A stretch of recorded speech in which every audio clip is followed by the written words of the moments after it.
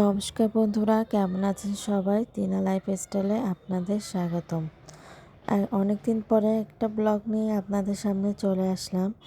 এই ব্লগটা হলো আমাদের ননদরা এসেছিল হুট করে, সেইটাই আর কি আপনাদের সাথে শেয়ার করছি। এই যে আমাদের বড় মেজো ননদের মিষ্টি একটা মেয়ে, এই যে আর এই যে মেয়ে তার সাথে একটু কথা বলছে।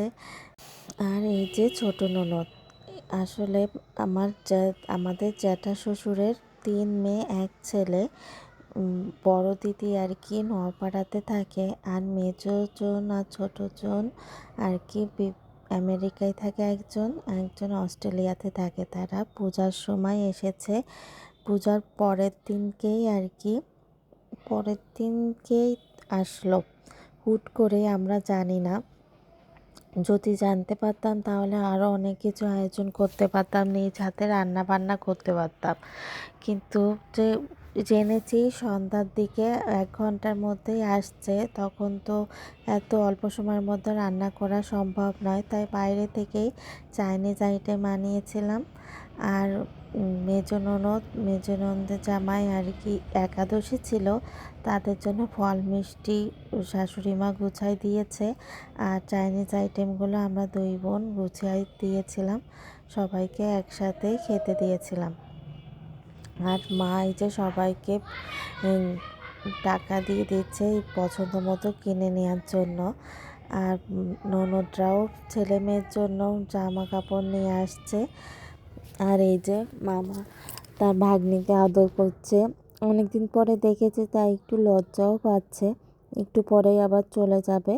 আর মেয়েটা তো রেগে গেল, তার ভাগ্নিকে কোলে নিয়েছে তার বাবা, তাইতেই ও রেগে যাচ্ছে। আর ও বলছিল যে আমরা এই জামাইদের সাথে একটু ছবি তুলি, তাই আর কি ছবি তুলে দিয়েছিলাম, ভিডিও করে দিয়েছিলাম। আর শাশুড়ি মা জামাইদের সাথে একটু কথা বলছে। এই যে এখন চলে যাবে, অল্প সময়ের জন্যই এসেছিল, বলেছিলাম থাকতে, কিন্তু তাদের সময় নেই, ব্যস্ততা, আবার চলেও যাবে বিদেশে।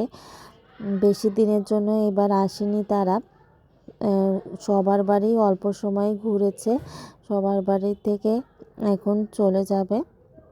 এই তো ছোট্ট একটা ব্লগ শেয়ার করলাম। আর মেয়ে তো তার অর্ক কাকাকে পেয়ে খুব খুশি, সে তার অর্ক কাকাকে খুব ভালোবাসে। সবাই এখনও গাড়িতে উঠে যাচ্ছে, আর ছোট ননদ তার কাকা কাকির সাথে কথা বলে তারপরে গাড়িতে উঠে যাবে। আর এই যে আজকে সন্ধ্যাটা খুব ভালো একটা সময় কাটিয়েছিলাম আমরা সবাই মিলে, অনেক দিন পরে সবার সাথে দেখা, খুব ভালো একটা সময় কাটিয়েছি আমরা। আর এই যে গাড়িতে করে এখন তারা সবাই ঢাকায় চলে যাচ্ছে।